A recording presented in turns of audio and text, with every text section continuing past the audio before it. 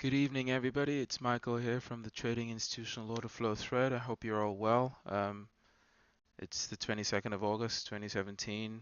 It's the day trading video today. Just going to be looking at daily charts today. Um, I hope you're all well. Hopefully, as the summer ends, the trading is going to pick up. The volume's going to pick up as people come back from their summer holidays. I hope you've been able to take some time out, get some rest, relaxation, regroup, and get ready for the last quarter of the year. So I wanted to start off today by looking at a few questions posted on the thread. Firstly by Isaac Pay and then by Vicky Barr. How you guys doing? I hope you're all doing well. It was about a question posted by somebody else actually that Isaac Pay asked about, somebody called Wong Pasar. I hope I got that correct. Good to meet you. I don't believe we have met. So Wong Pasar's question had to do with this chart right here. And he was asking, or she maybe, was asking about whether this trend line was correct. So my response to that was that given at the time that chart was drawn, this is what I would have drawn as my momentum line um, for this market.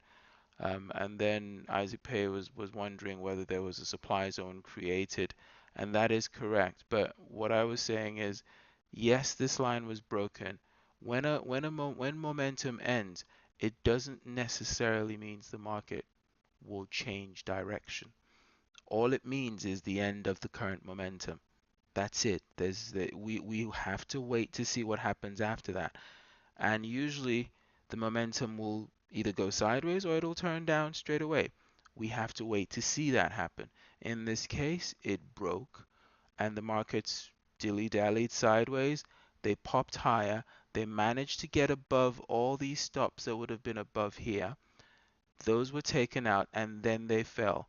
And I was pointing out that this would be the new trend line that would be in the direction of the market as it was going up. Now that obviously got broken right here, and we again ended whatever last thrust up above the highs before the markets fell. So this up thrust in the market was, some would consider it deliberate by the institutions or the big boys in the market to test whatever demand was up in here, and when there wasn't any, the path was open for them to take it lower. So we have the updated momentum line that should have been drawn. Once that was broken and the market kept doing its dance, um, that one should have been updated. This one would become null and void the minute it broke. And then this one also became null and void when it broke there. Obviously, this area here would have been a supply zone created once the break happened. So I hope that helps, Isaac Pay. I hope that answered your question. The question was, since the momentum line is broken on the D1, let's say it was at weekly supply and you had a D1 momentum line break, then I think, yeah, the way my decision matrix works, as I've just explained, there would have been a supply zone created there on the daily at a weekly supply zone. That's correct. So I hope that answers your question. We have to wait for those things to happen, though. We have to wait for prices to retrace back to those levels if we want to go short, and not just short the break of the momentum line. That's not how I trade anyway, at least. And then the next question was about a much older post, Vicky. You wanted to know about this market, why was a short taken, I believe. But I think what I understood from your question is, Vicky, you're looking at the chart a little bit wrong because you're looking at a few too many time frames. So this trade would have been a weekly, daily, 4 hour, and I was pointing out that prices were in weekly supply. You were wondering about prices being in monthly demand, but that sequence is very different. You wouldn't trade the monthly, weekly, daily, 4 hour. That would not be really how we that's not how I use it anyway. That's not how I've been trained to use that. So it's more looking at starting with the weekly. So this chart would have been totally relevant to this trade. it would not even be considered in our equation, or in the decision-making process at all. So it would be a weekly, daily 4 hour. So that's why the short. I believe that was the question you were asking. So let me have a look back if I could find it. So I just make sure that I did get it. Um, okay, let's go back to the original post. Yeah, I think that was it. That was the original post. So I hope that clears. This was my chart that I posted, and that was the potential short. I can't even remember what happened to that trade, but hey, should we have a look? Should we see?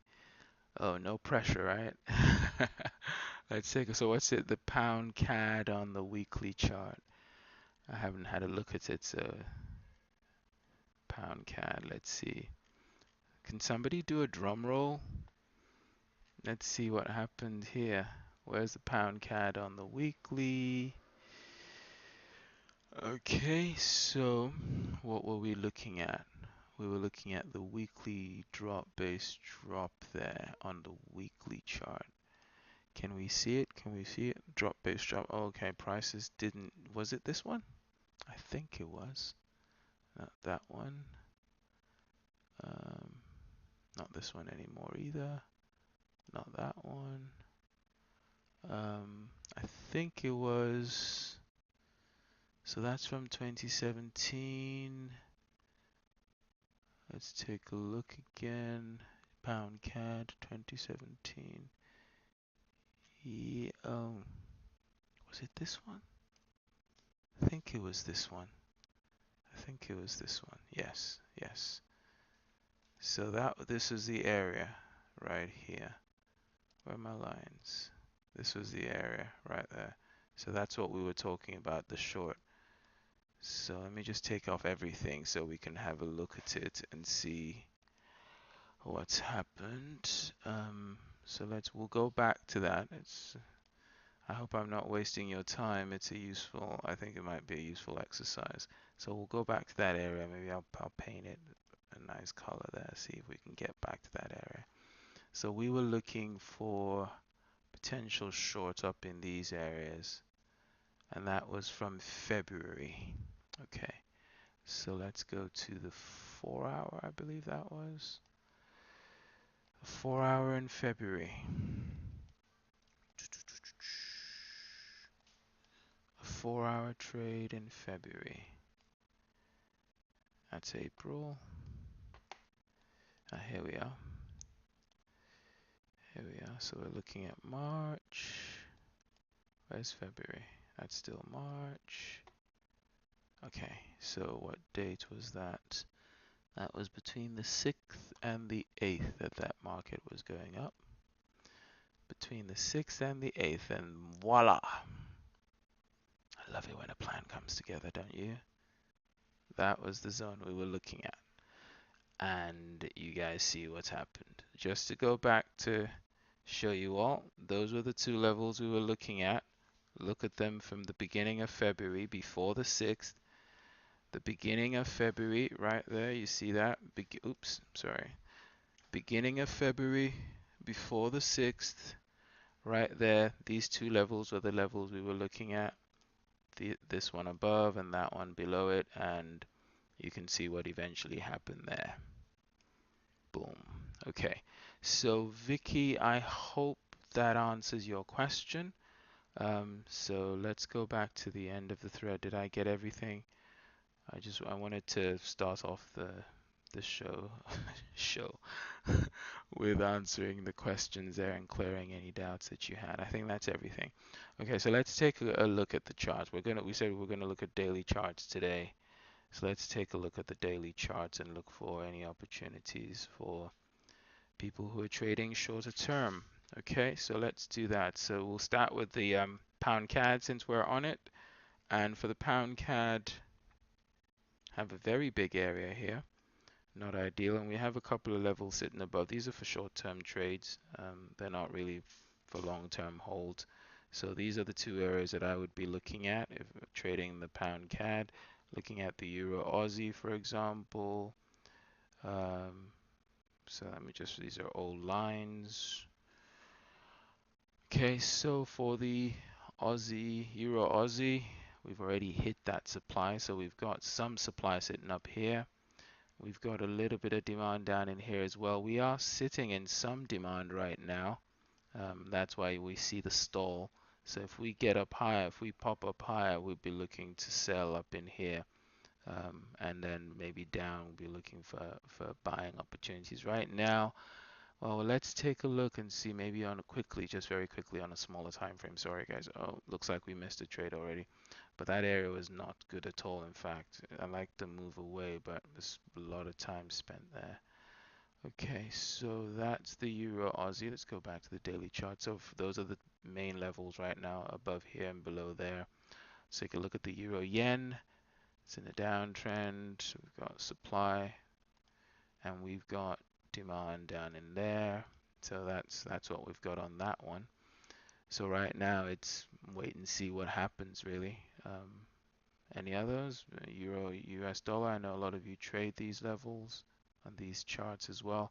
So that one's momentum has died out in it and it's beginning to just very gently, very slowly roll over. We still have that supply above there that just about missed it.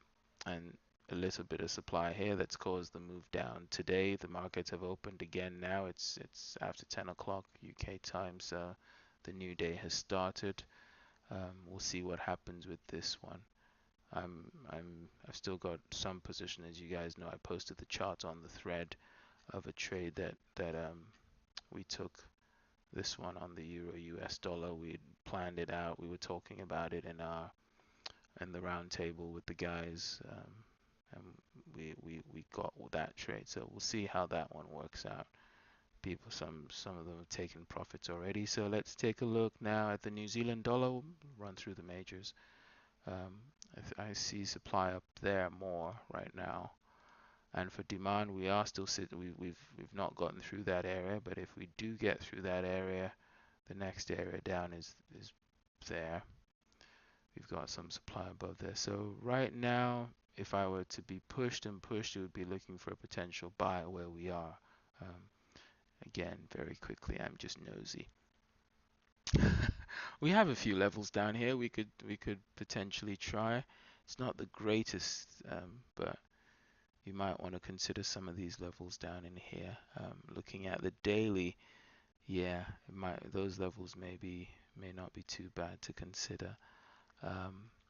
Let's go to the Aussie pairs. Let's take a look at the Aussie US dollar itself. So I don't know if we posted this in the thread already, or was it on the round table? I can't remember now. So that demand's already done. It's done its job. The supply is not great. I don't see much in the way of supply there. So we've got, I think we marked that area. So we've got that area above right now. I think we're still working off of this area. There's a supply zone there that's been hit. It's still there, so I would still keep that on my chart. And then we've got this blue one above it to watch as well for short-term income trading. The Aussie yen, again, there's a little bit of supply still left above here, but we've already hit the lower end of it there, so not really great. I'm not going to place too much stock on it, but it's still worth keeping on the charts to see what actually happens when price gets in there. It may still give us some trades if we have enough of a profit margin. It's going to be interesting to see, but until then, keep it on your charts. I would say that's what I would do anyway. Aussie, New Zealand, prices are coming up into this level now, so the approach of it is very, very, very, very poor. There's nothing much else. Got a little bit there and then ultimately there. There's a big area there. That one's probably best. Okay, euro pound, and then we'll wrap it up with gold and oil as usual. So we've got that yeah, I keep that level on, and the little bit one here. Let's take a look above us and see what is above us. Well, we have to go way back, way back. Okay, let's take a closer look at this area. Okay, so we might have something here. on that one. Let's see where that is overall. How far away are we? Okay, we've still got some room to go. Yeah, we've still got room to go on that one. So the thing is, there isn't much demand. There's a little bit of demand down in here, this level, but it's again, as you can see, it's been touched ever so much, and the fresh one is down here. Okay, so let's take a look at gold and oil, and then we will wrap it up. Apologies for the length of the video. Um, so we will remove all of this. Take a look at oil. We're caught now a bit in between supply and demand. So we've got some demand there. We've already hit the supply and we're working our way down already. There will be some people trying to buy here, so I'd keep that on your charts as well. Just because that area has been there has been a bunch of sellers removed there. So for short-term income trading, you've got very tight levels here. Well, not too tight. We can easily make day trades off of those, no problem at all. Oh my goodness, we forgot about the yen. Okay, so the levels we've marked off on the yen seem to still be holding. I'm not sure I would change too much on this one. Well, I'd probably be, if I was day trading this or short-term income trading this, I wouldn't be, buying into that level, I would say, but definitely not down into an area where I want to be selling. And then let's look at gold, and that will finish it. Okay, so with gold, we've managed to take out any stops that were above this high. The markets are still trying to decide if they want to accept those price levels. Let's look above us. There's really nothing above us. Excellent. So for the demand, I'm looking at that level down there. That one's already been tested. So really, this level is what that I see. There isn't anything above us, as we just saw. So that's what I will be watching in these markets. I hope you guys are keeping your heads above water. I wish you well. Thank you all again to all of you who are sharing the videos and sharing the posts and being congenial with each other. The feedback I've gotten is that people are finding the information really useful, the webinars, the videos, the thread, and people a lot of you are quiet and not really speaking up, but I know when a lot of you have contacted me privately, you are beginning to make headway in your trading, which is the whole point of it. So well done to you. For those of you who are with me privately, you guys know how we roll. We work hard, um, and we work on it. We work on this. This takes time and it takes effort, dedication. So thank you again to all of you. I wish you well. Let's hope the summer ends quickly. Did I just say that? But let's hope the trading picks up, is what I mean. You guys know what I mean. Okay. All right. Take care, everybody. Trade safe. Bye for now.